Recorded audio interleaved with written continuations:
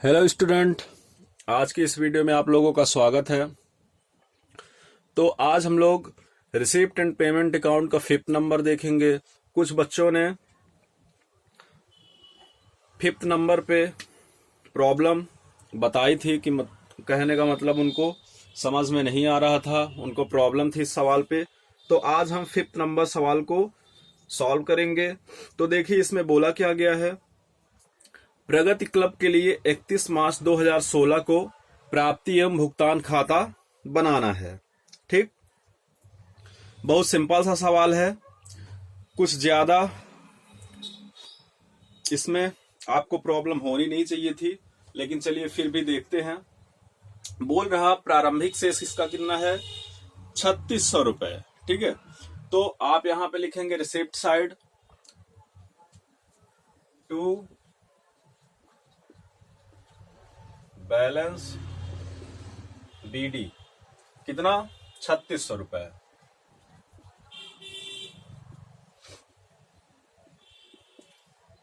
उसके बाद देखिए मेंबरशिप फीस है। तो टोटल सदस्य कितने हैं, 500 सदस्य, जिनमें से प्रत्येक सदस्य से कितने रुपए लेना था, 20 रुपए लेना था। तो आप यहां पे लिखेंगे टू मेंबरशिप फीस। ठीक, प्रति सदस्य 20 रुपए लेना था और टोटल सदस्य कितने थे, 500 थे। तो आप 500 गुणे 20 कर दीजिए तो आपको पता चलेगा कि कितनी रुपए फीस मिलनी थी, सदस्यता शुल्क। तो 500 गुणे 20 करने पे हमको पता चल रहा है कि हमारा कितना आ रहा है, 10,000 रुपए आ रहा है। अब देखिए उसी के आगे पढ़िए। 50 सदस्यों ने वर्ष की फीस नहीं दी। कहने का मतलब इन 500 सदस्यों में से 450 लोगों ने वर्ष की फीस दे दी और 50 लोगों ने नहीं दी। तो जिन 50 लोगों ने नहीं दी उनका मतलब अभी वो फीस अदत्त है, यानी बकाया है।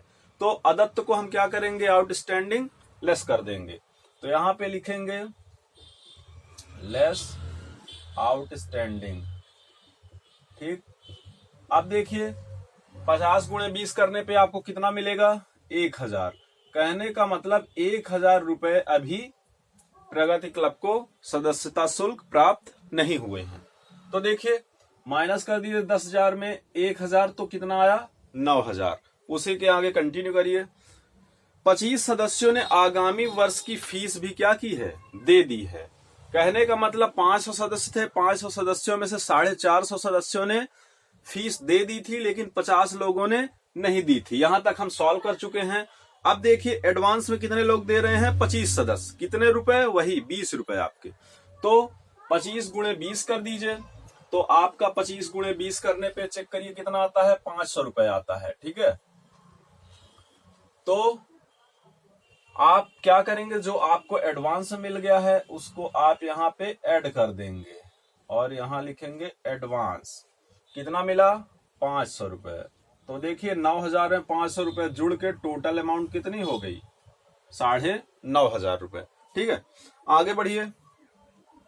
वेतन, वेतन कितना दिया गया है, 1200 रुपए। तो ये हमारा क्या है, ये हमारा एक्सपेंस है, खर्चा है, पेमेंट है। ठीक है, तो आप इसको क्या करेंगे, किस साइड लिखेंगे, पेमेंट साइड लिखेंगे। तो यहां पे लिखिए बाय सैलरी। कितनी है सैलरी, आपकी सैलरी है 1200 रुपए। ठीक है, तो यहां पे अमाउंट पे आप लिखेंगे 1200 रुपए। उसी के आगे देखिए बगीचा व्यय, गार्डन एक्सपेंसेस कितना है, 600 रुपए है और उसी में लिखा है 100 रुपए अदत्त है, यानी आउटस्टैंडिंग है। तो एक बात ध्यान रखिएगा, हमने बताया था आपको शुरू में कि रिसिप्ट एंड पेमेंट अकाउंट में आउटस्टैंडिंग को शामिल नहीं करते हैं। मान लीजिए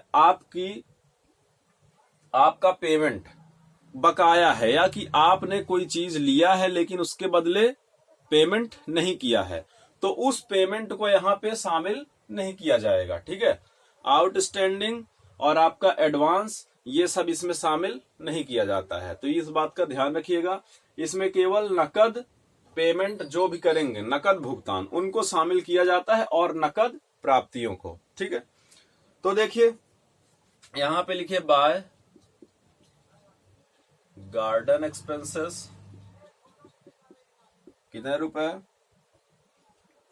गार्डन एक्सपेंसेस आपके 6 रुपए हैं, सॉरी 600 रुपए हैं, और आपको ये जो 100 रुपए अदत्त है उसको शामिल नहीं करना है। ठीक है, अब देखिए सवाल आपका सॉल्व हुआ। बहुत छोटा सा सवाल था, इजी सवाल था, इसीलिए शायद हमने बताया नहीं था। अब देखिए डेबिट के अमाउंट और रिसीप्ट क्रेडिट के अमाउंट को प्लस करके जो भी अमाउंट बड़ा होगा उसको छोटे वाले अमाउंट में घटा देना है, छोटे वाले से। अब देखिए हम सबसे पहले देखते हैं डेबिट साइड हमारा, जो कि रिसिप्ट कहलाएगा 3600 रुपए और 9500 रुपए। इसको प्लस कर लीजिए, 13,100 रुपए आ रहा है। ठीक है, तो यहां पे आप लिखेंगे 13,100 रुपए। ठीक, उसके बाद देखिए आप क्रेडिट यानी पेमेंट के अमाउंट को प्लस करिए, तो ये आपका 1200 और 600 जुड़ा तो 1800। ठीक है, अब देखिए 13,100 आया है आपका डेबिट, तो 1800 यहाँ पे लेस कर दीजिए, तो आपका लेस करने पे कितना आ रहा है? आपका लेस करने पे 11,300 आ रहा है। ठीक है, देखिए आपको टोटल रिसीप्ट कितना हुआ? 13,100 प्राप्तियां हुई, और आपने पेमेंट यानी भुगतान कुल कितने का किया है? 1800 रुपए का किया है। तो आपके पास कुल अभी कितने रुपए शेष बच रहे हैं? तो वो बच रहे हैं 11,300। तो उसको आप यहां पे लिखेंगे बाय बैलेंस CD 11,300, और यही आपका आंसर कहलाएगा। अब यहां पे भी देखिए टोटल अमाउंट कितनी हो जाती है? 13,100। ठीक है, अब इसको आप क्या करेंगे? कॉलम क्लोज कर देंगे। ठीक, तो देखिए इस तरह आपका 5th नंबर सवाल कंप्लीट हुआ, और आप सभी लोग ज्यादा से ज्यादा सवाल सॉल्व करने की कोशिश करिए।